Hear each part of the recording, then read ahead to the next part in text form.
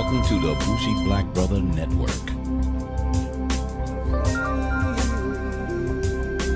Good evening and welcome to Fade to Black Cinema. Michael, your Bougie Black Brother, and I'm here with my co-host, Alicia. Hello.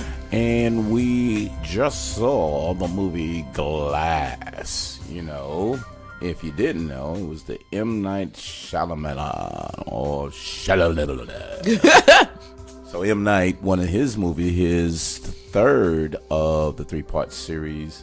The first one was Unbreakable, which starred Bruce Willis and Samuel L. Jackson, right, with Bruce Willis becoming a hero, you know, once he found out that he was unbreakable and invincible, with only his powers actually being diluted because of water. Then you had Samuel L. Jackson was the villain mastermind, and he didn't realize throughout the whole movie that there was a mastermind behind a lot of the disasters was going on. And we find out it was Samuel L. Jackson, Mr. Glass. And, you know, M. Night did a couple of movies after that we kind of hated, and I think everybody else did too, but kind of hated, and some that was decent. But then he came out with a movie called Split, and that was James McAvoy. And this was a guy with multiple personalities. And it was an amazing movie. It was really good. That shit was good. Yeah, definitely good. But again, it made it really interesting because at the end we found out he was in the world of Bruce Willis and Samuel L. Jackson because they had their appearance. So people knew that this was leading into another movie. So it made you more excited to say, hey, from that one, wow, now he's going to bring it all together. This is really, really interesting. Which brings us to Glass, which we find that McAvoy is still out, you know, killing damn women because he changes into the beast. So if you didn't know, Split was the multiple personality, but one of the personality was a beast. They call it the beast, but it's a strong, very aggressive personality that is superhuman. And that was his powers. But he had multiple personalities. I think he said 40 or more than that. I can't remember. But it was a hell of a lot of them. And they kind of showed them throughout the movie this time as opposed to the last time. So kind of interesting as well. But then as Bruce Willis still hunting down criminals, he gets caught.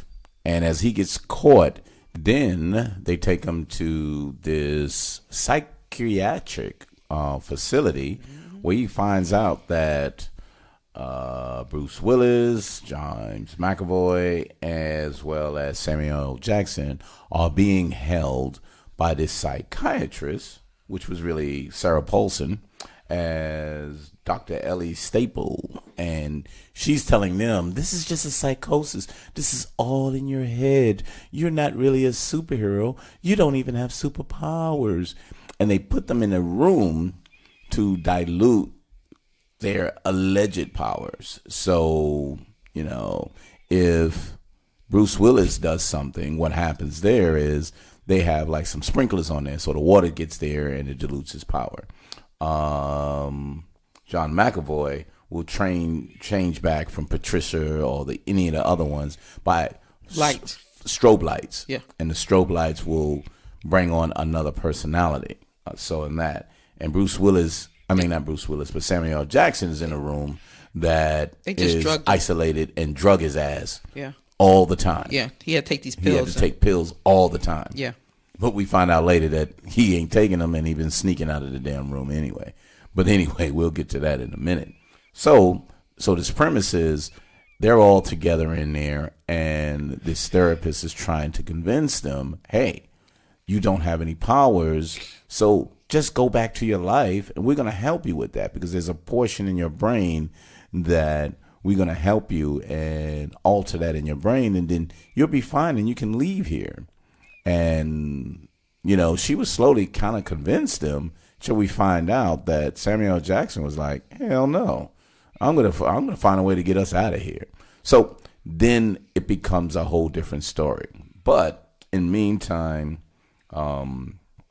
what's her name is in there? The little girl from last time that was with Split and McAvoy, and then Samuel L. Jackson's mother, which the worst makeup ever on her to make her look old, and Bruce Willis' son, that was on the first movie, Unbreakable. Mm-hmm. He's a grown boy now, and I was like, wow, that's his son. Mm-hmm. Okay, which is kind of messed up because the girl who he captured and kept hostage and Split,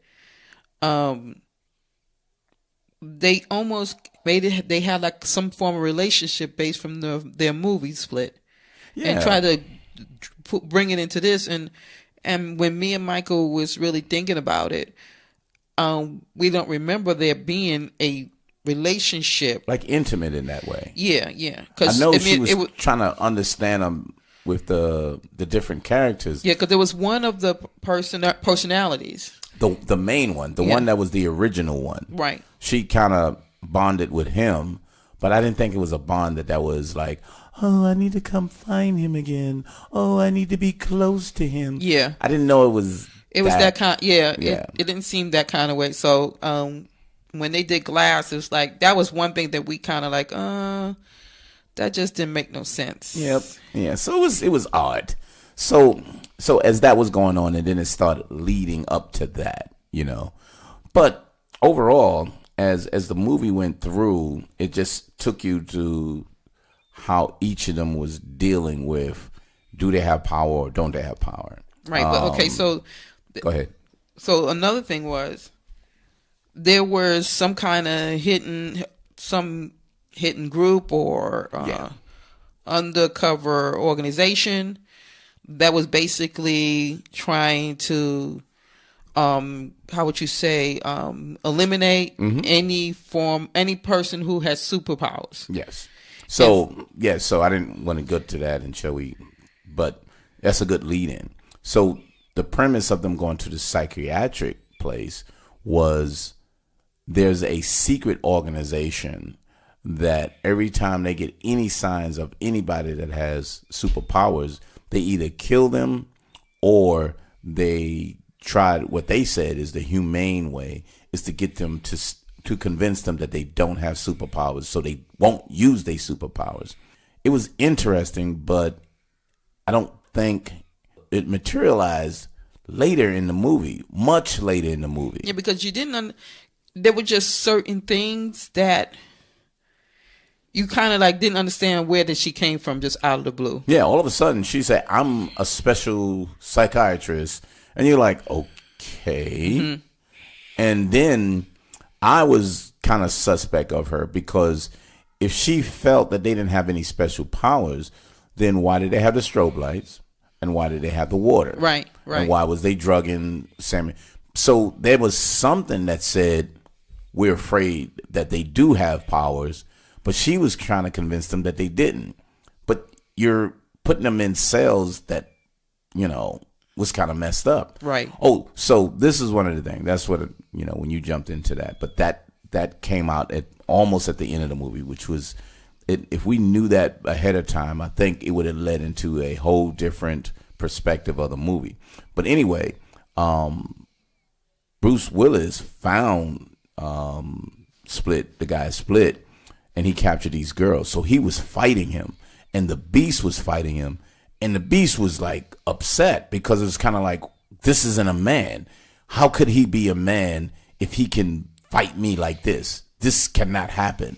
So they both was looking at each other like, hey, I got to defeat him, or man, I got to stop him. And they didn't realize they both was in a cell right across from each other. Right. So Samuel L. Jackson snuck out and started convincing. Watching the videos. And yeah, he was watching them, but he convinced McAvoy to say, we need to team up so people will understand that you're special. And it was weird because you knew he was smart. They didn't give you an opportunity to see how smart he was, once again, until the end. Well, see, the thing was so interesting because they didn't know about each other. They were all in there. That was one until she kind of showed McAvoy that Bruce Willis was there when they opened the door. That was one situation. Then when she decided to bring them all together and tell them each that they basically don't have no real powers. But what's his name? He been new. He was coming out of there anyway. What's that? Samuel. Samuel Jackson. Yeah. He was coming out of there way before. Yeah, way before. So he knew what was going on. Right. But he still wanted to wait until he get the perfect opportunity. Because remember, that's why they put up the extra cameras. Because they was kind of like, hey, how do you getting out of your cell? Right. We putting these cameras so we'll follow your every move. You can't keep coming out of your cell. Which was also interesting because she sat there and was telling him, well, we put more cameras out there. Mm-hmm. And I was like, well, why would you tell him that if you're watching him?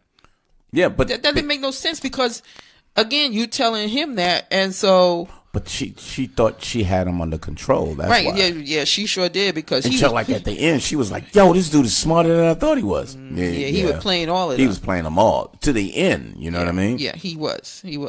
But it was interesting because he led up to a lot of things. So the whole concept of the movie was really, really good. I really think the concept was good. The characters was really good. I just think the directing. No. Well, there was just certain things that I was kind of lost. You know, like I said, the fact that the secret organization never was mentioned until you got to the very, very end. Yeah, because that ruined a lot of stuff. I mean, so it was like they were trying to say. You know, I guess he was trying to say, oh, that was what really was. You know, give you this, unexpected part of the story, which was bullshit. Yep. Okay, so that was another thing. Then then she sat there just like a phony ass doctor. I didn't like that character, because. But she wasn't a doctor, so you kind of looked at her like you're not a good doctor. But that was true because she wasn't a doctor. Mm-hmm. You know what I mean? Mm-hmm. But I mean. Like you said, the story, you're right about the storyline. It was a really good storyline. So pick out the next one, because I know you had a couple more. So you didn't like the fact that she wasn't a good doctor, and she didn't. So that was a little obvious. Like, what's the matter with her? She's not really convincing him. Right. The other one, the secret organization, is kind of like, yeah, why did you do that at the end and didn't introduce that earlier? And then the girl. The young girl. Oh, the young girl. All of a sudden, she was in love, and she couldn't not be without him. Yeah, so she went there to help him for some reason. Right, and then the mother. We said about the mother and the makeup. Yeah, the makeup was just the most awful mask that she was kind of wearing and shit. I think that's mainly most of it. Okay. No, so I kind of agree with you on all notes. Okay. But and he had a lot of wordy conversations. That's what it was. What was that? I remember what you said. You was like, "God damn, how many you gonna take all the personalities and bring them out?" Remember? Yeah. So it was like he overdid the personality. Hell yeah, he did. It wasn't necessary because when all the personality came out in one sequence, that was cool. But he kept doing it to make people say, "Hey, look, remember he has a lot of personality." I know. I saw the previous movie. Oh, I know. 30 minutes ago, you showed me them before. You don't have to keep doing that. Mm-hmm. And it was too redundant. So he made it redundant. Just the important ones should have came out. Yeah, but the important ones we knew about. It was a good opportunity to do it once to say there was a Mexican one. Or a Hispanic one. There was one that we didn't see from the other movie. He was like a British guy. Like you said, when they did that whole sequence of them, that was it. That was great. That's it. But he kept doing it. Yeah, he got a little carried away with that. Yeah, so that kind of bothered me as well. I was kind of like, come on now, bruh. You really going to keep going through all of this? So it got a little redundant in that way. And I think the way he did his dialogue, the pauses in between before the next dialogue started, his timing of the conversations were really, really bad. And you can see the break in conversations. The fluidity of the conversations were not there. And if he would have kept it kind of more exciting, then you could have ignored that. But he wanted them to talk. So when he wanted them to talk, it seemed so bland. Also the ending. I thought the ending you ain't had them have to sit there and watch everybody at the train station, which really that's not the place to watch people. Yeah, so why go to the train station? Exactly. You can go to a mall. I would have gone to. I would have had or done in the it middle of the street. What is it? In New York, 42nd Street, all them screen. I would have had like tapped it in right there. That tells me that everybody got it. Yeah, so that'd have been perfect. You see it, and it's right there. So what's the problem? Yeah. So it was. I guess the word is anticlimactic. If everyone knows that superheroes exist and they show in the video, so the ending. Before you get to the ending, what made it, spoiler alert, everybody dies basically. All the heroes die.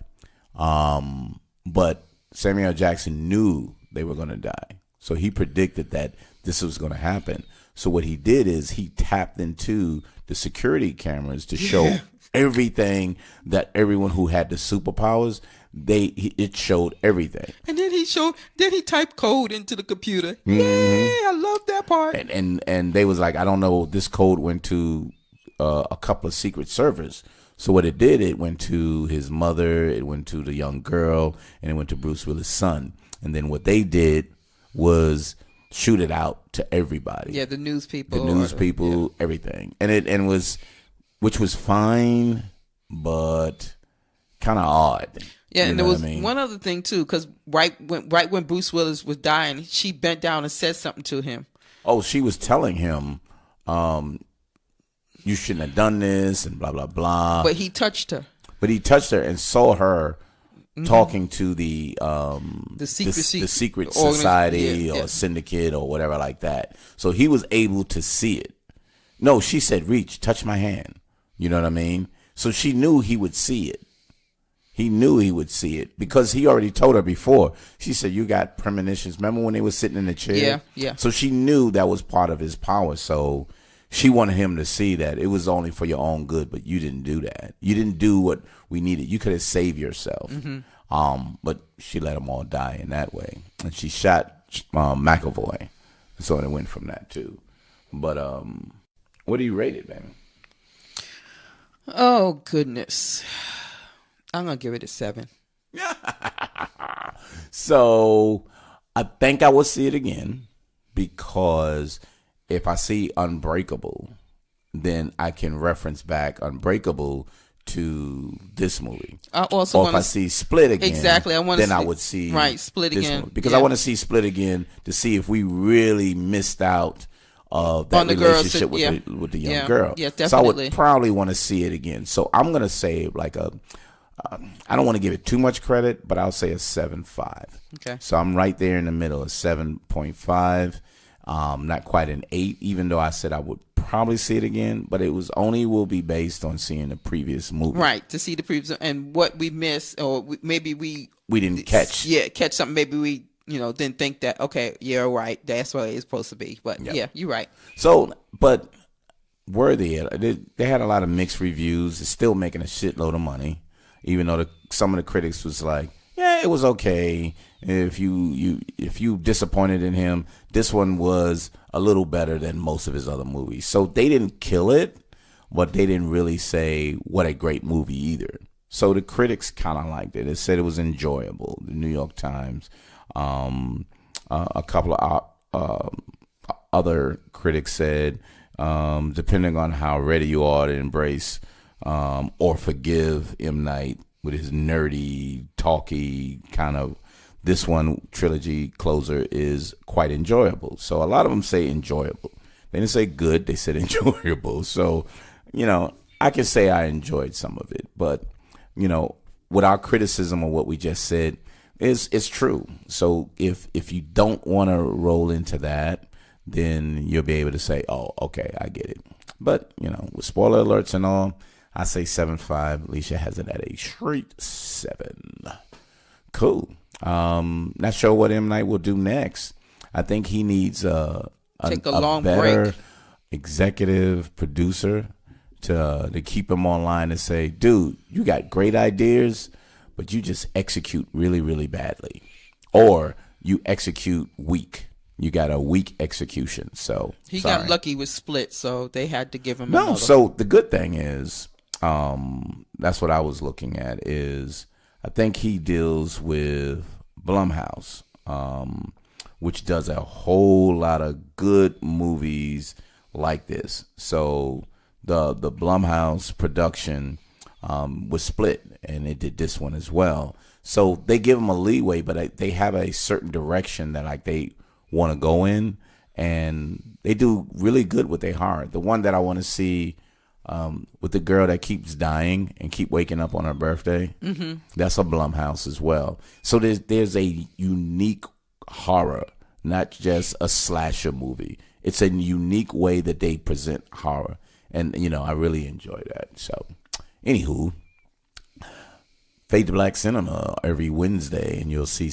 a couple catching ups before the Oscars, and we'll do our annual best movies and things of that matter. Because I remember we had our list last year. Remember that movie? Yes, we did. And we're gonna have our own, so it's not just the Oscars; it's what we like, and go from there. So we're gonna be doing a whole lot of other movies that you'll see that are Oscar-worthy movies, and some that should have got a little more credit than that.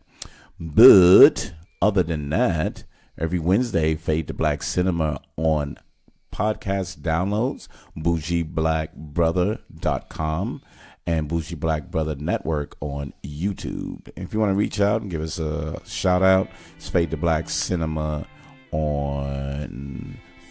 it's on Facebook, or Urban Lifestyle Cafe on Facebook, and Bougie Black Bro, BRO, on Twitter and Instagram.